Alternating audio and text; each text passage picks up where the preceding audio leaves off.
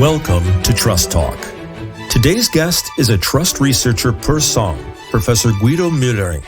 He is Director and Chair of Management at the Reinhard Mohn Institute at the Witten-Herdecke University in Witten, Germany, and Editor-in-Chief of the Journal of Trust Research and author of the book Trust, Reason, Routine, Reflexivity. He talks about the challenges of trust research, the relation between trust and trustworthiness, and under which circumstances trust matters less. How we can trust people is a learning process that is ongoing. He talks about trust as a leap of faith, and in the trust approach in sociology and philosophy. He refers to the challenges of trust in the corona vaccines. He explains what is meant by the trust trap and what causes long-time business relations to turn sour. Your host today, Severin de Wit. Professor Möllering, welcome at Trust Talk. You are Director and Chair of Management at the Reinhard Mohn Institute at the Witten-Herdecke University in Witten in Germany. And you are also an Editor-in-Chief of Journal of Trust Research. Yes, thank you. Hello, Mr. de Wit. I've been studying trust for almost 25 years now, and so it's a big pleasure to be on Trust Talk. You're welcome. Nice to have you. As a start of this interview, I would like to use a well-known story, that of the eagle and the lion. An eagle flies over a lion's cave. The lion, welcoming the eagle, offers him some fresh food. And the eagle wants to be friends with the lion to get this food more often and offers the lion an alliance.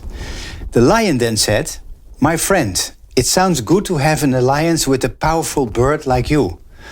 But how can I trust someone who has the privilege of flying away from the situation anytime?"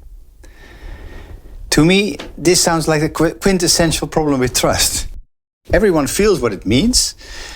And the concept gained increasing popularity across the social sciences, but it remains elusive.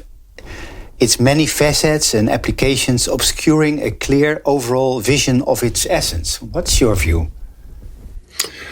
Oh, that's a very nice fable, a very nice little story. And it reminds me of a chapter titled by Diego Gambetta, Can We Trust Trust? That was the conclusion of his famous edited book. And if a concept is so elusive and so hard to define, is it actually really useful for research? And I think that has been an important question for all of us struggling with the definition.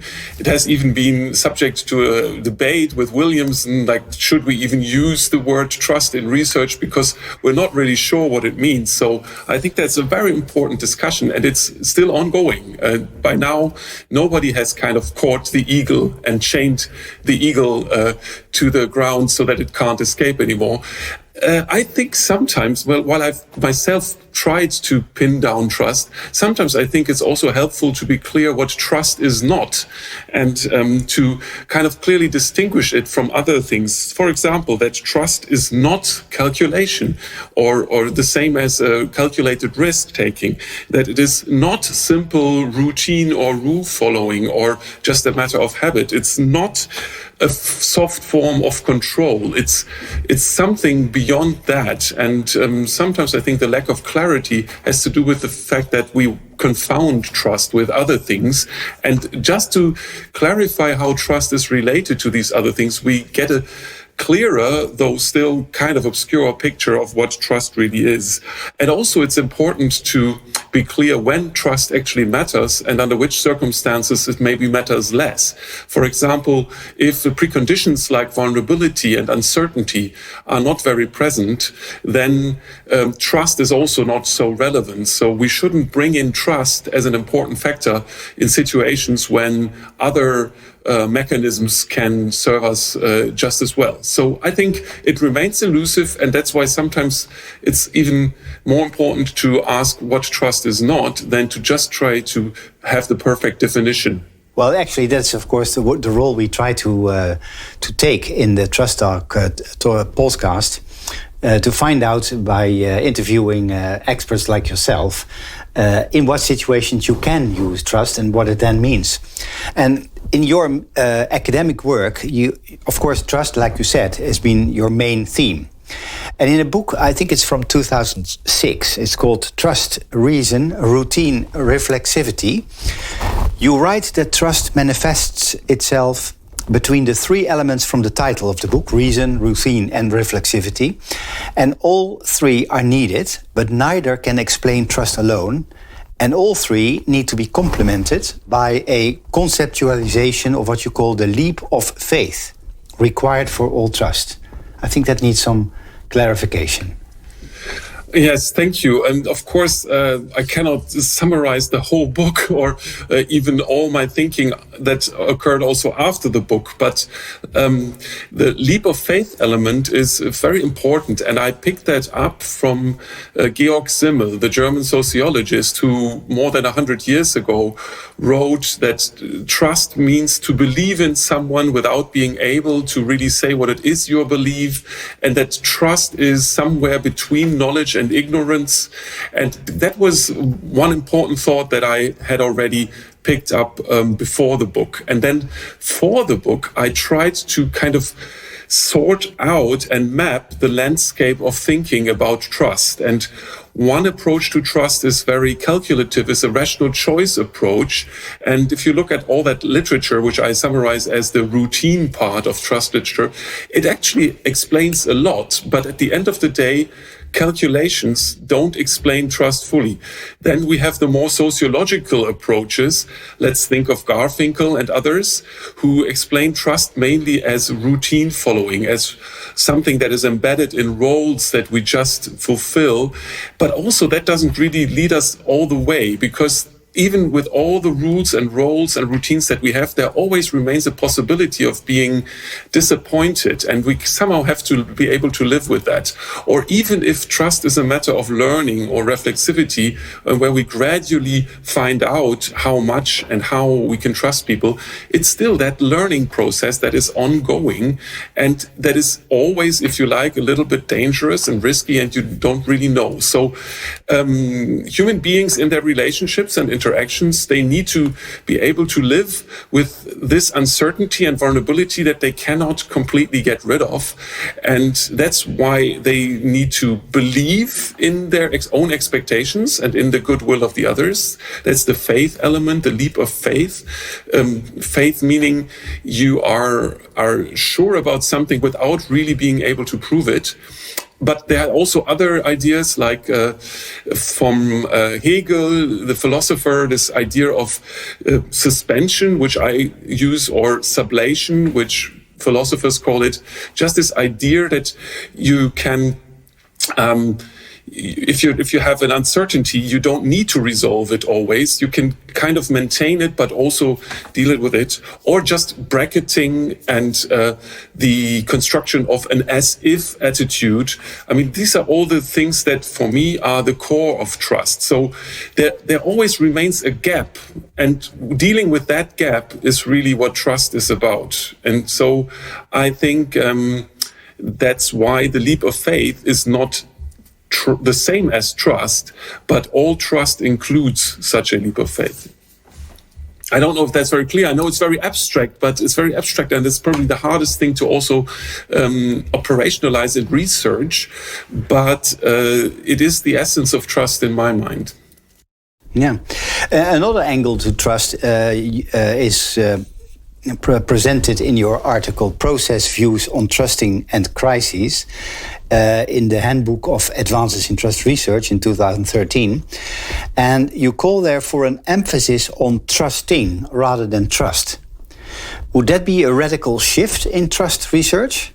I'm not sure if it is a radical shift as such, also because I'm not the first one to point this out, but it is a very important reminder what is involved in trust. So if we call it trusting, if we refer to trust as a verb or a noun that comes from a verb, then we highlight the fact that trustors and trustees, they are active. They are not just passive to each other or to the possibility of trusting. They create the possibility of trusting others, being trusted by others. And by using the ing form, we highlight that trust is something we have to work on, like Giddens wrote, and that also develops over time. So this Ing also suggests some kind of time dynamics, which is the other aspect that I really wanted to emphasize in that chapter, that we can't look at trust very sensibly in static terms. There's always a history before and there is a future after. And the quality of trust in a relationship also changes over time, which is one of the reasons why we need to continuously work on trust and do something about it, reinforce it, confirm it in relationships. And it is really important that we always view trust as a matter of something that happens in a relationship with actions and reactions, mutual expectations, but also like mutual dreams almost about what the relationship can fulfill. Your article we just talked about is also very topical in suggesting we should further analyze changes in trusting. Let me quote your article here. First and most broadly, any loss of trust during a crisis calls for a deeper analysis of changes in trusting. How did people produce trust before, and why are they no longer able to do it to the same extent as before? I think the corona crisis where we are currently in is a perfect example that trust is not a static, but rather a continuous and dynamic process. First, we fear the disease and trust any vaccine will bring us back to normalcy. And once we have the vaccines, more than one, trust seems to shift when we are confronted with the risks of side effects. Would you agree with that yes. comparison with the current situation we are in? No, thank you very much. I mean, the situation at the moment is, of course, like a lab setting, like a real experiment on trust and trusting. And let me just refer to the statement that you quoted, because what I'm trying to say there is that trust is not just about trustworthiness, but also about trustfulness. So trustworthiness concerns the the person who wants to be trusted. And of course, if we're talking about vaccines, the producers of those vaccines, we ask ourselves how trustworthy they are. And we might consider, for a number of reasons, some of these producers more trustworthy than others. And of course, that is going to shape our willingness to be vulnerable to them and to try the vaccine. But there's also our own side, our trustfulness as trustors. And sometimes when trust is not very strong, it is also because the people are not prepared to trust because of their own uncertainty and their own fear, let's call it, which does not stem directly from the other side, right? My own trustfulness does not just depend on how trustful I think you are, but trustworthy you are, but really whether I feel that I can cope with any damage that might occur, whether I have a social network that encourages me to try something or not. So we need to look at both sides of the relationship, and the trustworthiness of one side is needed, but also the willingness to trust, the trustfulness of the other. Finally, with the vaccines, I would like to, again, maybe to clarify something a little bit. It's very important that when we talk about trust in vaccines, or let's say in machines, in non-human entities, it's important to clarify whether that's actually meaningful, because the vaccine as such is not an actor that is benevolent to me personally or not, or my car, when I get in my car in the morning, I don't really have a trust relationship with my car in the sense that the car decides whether it starts or not, depending on how it feels towards me that morning, And also the vaccine, the liquid that is injected into my arm, it's not what I trust. I trust the person injecting it, and I trust the person ordering it to be injected, and I trust the person developing it and selling it for those doctors to actually use. And so we are really, with vaccines and the like, talking about system trust here, where we are looking at various responsibilities as as a network of actors almost that is involved in making sure that the product is safe or not safe. And so I would encourage us to really look at the web of relationships that we have here. And finally, again, when we use the word trust in this context, it is clear already by using this word that we don't have perfect certainty. It's not perfectly safe, but we have a choice between making the type 1 or type 2 error. Type 1 being, I'm not trusting a vaccine that is actually safe. Or I'm trusting a vaccine that is actually not safe. And we have to decide which of these two errors is worse.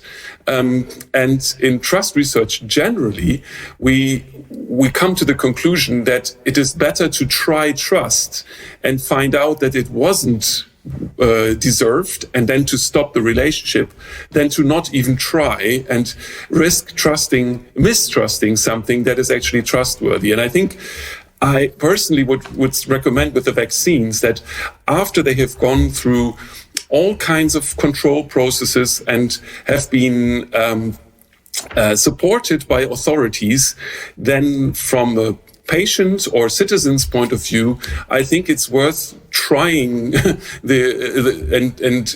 trying something that might turn out not to be as safe than to not try it at all. I know this seems harsh because it's a matter of life and death, but what I really wanted to illustrate is that trust can go wrong, but distrust can also be wrong, and it is a very important question which kind of error we risk and which one we don't. Yeah, if we talk about pharmaceuticals and stuff, you also refer to an interesting study on trust as a process, the relationship between trust and identity. They analyzed the relationships between pharmaceutical companies and HIV/AIDS community organizations in Canada. What does that study illustrate? Oh, yes. Thank you for referring to this study. It's really one of my favorite qualitative research projects on trust that I'm aware of and that I know of. And it has actually helped me a lot in my own research journey, if you like. So you're referring to a study by Steve McGuire, Nelson Phillips, and Cynthia Hardy that was published in 2001 in Organization Studies. And yes, they analyzed over a period of time the relationship between the HIV/AIDS community in Canada and pharmaceutical companies. And they noticed that at the beginning, there were very adversary relationships. They really defined each other's in terms like the evil side. You know, these activists were very dangerous from the point of view of the pharmaceutical companies. The activists themselves saw the pharmaceutical companies as the enemies, and so initially their exchanges were not very productive at all, as you can imagine, and they really didn't get anywhere. And it took a lot of time and a few actors that were willing to open up, and then at some point they started to see each other in more cooperative terms. They saw themselves as McGuire, I'll call it, as advocates collaborating with compassionate and consultative partners, which really means that the pharmaceutical companies learned that they could actually get a lot of useful input and support from the community. And in return, the community also saw that the pharmaceutical companies were actually trying to help them. And they learned that they could benefit from each other. And in the process, and that they were on the same side, if you like. And in that process, they redefined their own identities. And this enables trust, but it also shows that in all our trust relationships, our own identities are involved. Because if we say we trust somebody, that really says something about us and not just about them. And so in this case, the pharmaceutical companies, HIV/AIDS community, they needed a lot of time to redefine their identities, but did so successfully to see each other as partners. And so, yes, building trust might require to redefine or at least somehow readjust our own identities. I want to talk with you about a lock-in scenario, also called the trust trap, where organizations are initiated, maintained, and ultimately terminated. Organizations are biased towards favoring continuity over change, especially when relationships have been working well for a while, and trust between the partners has become institutionalized. They may just find themselves in a position where change is no longer possible when problems arise. So what role does trust play in these lock-in scenarios? Yeah, this is a very interesting discussion that Jörg Südow and I have had over a number of years, and then finally managed, or we finally put our thoughts together and also published a chapter on this and presented our ideas at some conferences. This partly comes also from the fact that Jörg Südow is an expert on path dependence and path creation, and we noticed that in the trust literature and also in empirical reality of trust, we see these reinforcing cycles, that trust is self-reinforcing, but also distrust, by the way. Of course, there are these spirals of trust or spirals of distrust. And in a way, you might think that a spiral of trust is desirable because trust gets stronger and stronger and stronger. Isn't that nice?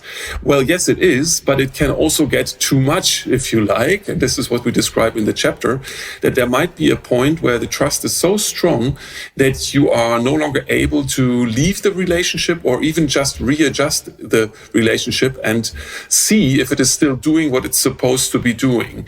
And it's interesting how sometimes also in the business world, relationships are very successful and cooperative and productive for a long time. We have examples like Apple and Qualcomm and Microsoft and Intel. Both, were very productive long-term collaborations that went well. But at some point, but too late, they got sour and they had big problems with each other. And that is, we would say, probably because they realized a little bit too late that their relationships had become somewhat locked in and it was hard to get out of them anymore, and they needed each other, and there were big problems. So generally speaking, the trust trap is a term describing situations where the self-reinforcing processes have become too strong and where trust continues even though it may not be very productive anymore. And that is indeed strange that this can happen. But I think we all have, even in our private lives, examples of people that we feel we have to continue trusting, even though somehow it's maybe not so right anymore. And of course, the overall discussion here is whether we can recognize in a relationship earlier on that we shouldn't just build trust stronger and stronger, but how can we maintain this kind of check, this monitor on the relationship and make sure we don't just continue because we've always done things together. Given the time restraint, we have to. I still have one final question for you. Okay. And that's maybe it's a little bit of a surprise, I think. I like surprises at the end. We see trust always as a good thing, right? Something to strive for and maintain. You just gave an example where too much trust can also end up in what you then call the lock-in scenario. But there have been numerous studies showing that trust is not always desirable. I think one of the examples just mentioned. For many, however, this may come as a complete surprise because trust is something good, something you want to strive for, something you want to maintain. So how can it be not good?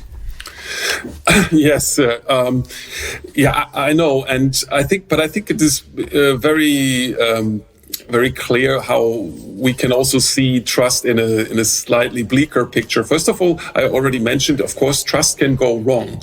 And so in a way, misplaced trust, when you find out that with hindsight, you shouldn't have trusted. It's, of course, an undesirable trust, but only in hindsight. And this is the real question, whether just because you might be disappointed, you shouldn't trust. And here I'm clearly on the side that it is not good to err on caution. You should try trust, but you have to be aware that it can still go wrong. The second thing is that there is this kind of unwanted trust.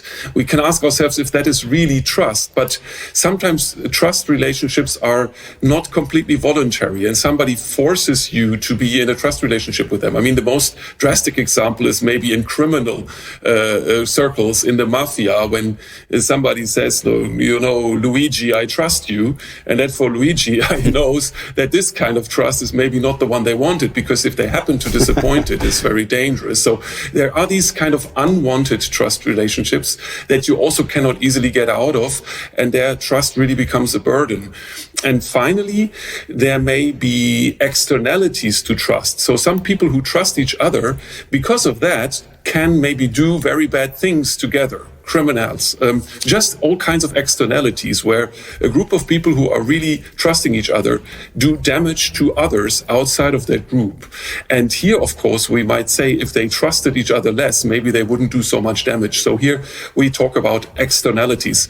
But at the end of the day, where it leaves us is that trust per se is not good. It matters what you do with it. And nevertheless, if you want to cooperate with somebody, trying trust is worth it. And in that sense, trust remains a good idea, but we have to take a closer look at what is it actually used for and what its longer term effects turn out to be. Professor Möllering, it's very good to talk with someone who obviously has spent a bit of his professional life researching trust.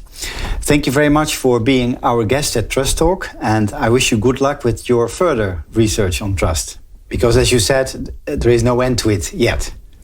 Thank you very much, and thank you for giving me the opportunity to explain a few things that are important to me, and I wish you much success also with the podcast, and look forward to hearing other episodes as well. We hope you enjoyed this episode of Trust Talk. We would be very grateful if you leave us a review on Apple Podcasts or on Stitcher. Don't miss out on future travels around trust, and subscribe to this channel or visit us on our website, trusttalk.co, or on Twitter @trusttalkco. We look forward to seeing you again.